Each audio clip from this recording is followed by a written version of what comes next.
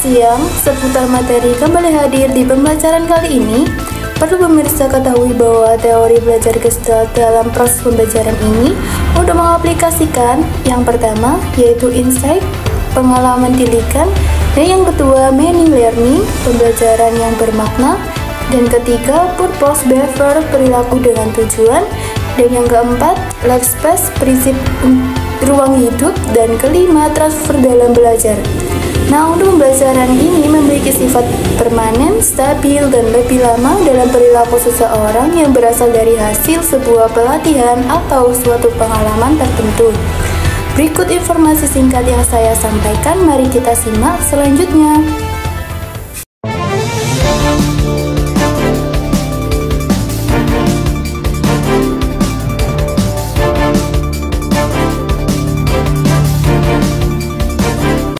Baik, selamat siang. Saya di sini Vindi Widya Putri melaporkan. Dalam teori belajar Gestalt, mengemukakan bahwa belajar bukan hanya hubungan antara stimulus dan respon, tetapi terdapat tujuan yang harus dicapai, yakni dalam mendapatkan pemahaman terhadap apa yang dipelajari. Proses pembelajaran ini dapat terlaksana secara efektif jika siswa mengetahui tujuan dari belajar yang akan dicapainya. Oleh karena itu, teori belajar Gestalt dapat menunjang proses pemahaman siswa terhadap pembelajaran yang berinteraksi dengan lingkungan sekitarnya. Melalui pembelajaran di lingkungan sekitar, siswa dapat lebih mudah dalam mencerna pelajaran yang diajarkan daripada hanya sekedar pengalaman dan hafalan. Terima kasih, saya di sini Vindi Widya Putri melaporkan.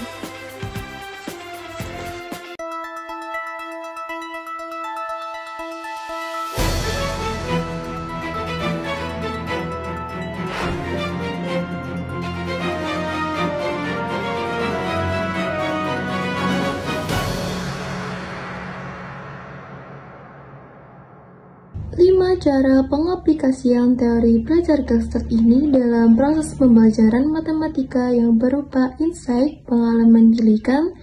Dalam proses pembelajaran ini, hendaknya peserta didik memiliki kemampuan tilikan, yaitu kemampuan mengenal keterkaitan unsur-unsur dalam suatu objek atau peristiwa. Lalu yang kedua berupa meaningful learning, pembelajaran yang bermakna, merupakan unsur-unsur yang terkait akan menunjang pembentukan tilikan dalam proses pembelajaran.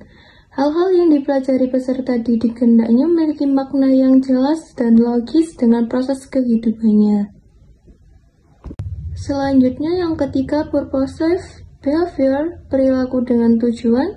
Perilaku bertujuan, pada hakikatnya perilaku ini terarah pada suatu tujuan.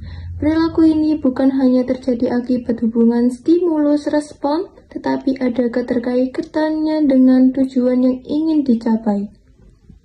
Oleh karena itu, guru hendaknya menyadari tujuan sebagai arah aktivitas pengajaran dan membantu peserta didik dalam memahami tujuannya. Lalu yang keempat terdapat life space, prinsip ruang hidup. Prinsip ruang hidup, konsep ini dikembangkan oleh Kurt Lewin dalam teori Medan Field Theory yang menyatakan bahwa perilaku individu memiliki keterkaitan dengan lingkungan di mana ia berada. Oleh karena itu, materi yang diajarkan hendaknya memiliki keterkaitan dengan situasi dan kondisi lingkungan kehidupan peserta didik. Dan yang paling harus ditekankan berupa adanya transfer dalam belajar pola-pola perilaku dalam situasi pembelajaran tertentu ke situasi lainnya. Menurut pandangan Gestalt, transfer belajar terjadi dengan cara melepaskan pengertian objek dari suatu konfigurasi dalam situasi tertentu untuk kemudian menempatkannya dalam situasi konfigurasi lainnya dalam tata susunan yang tepat.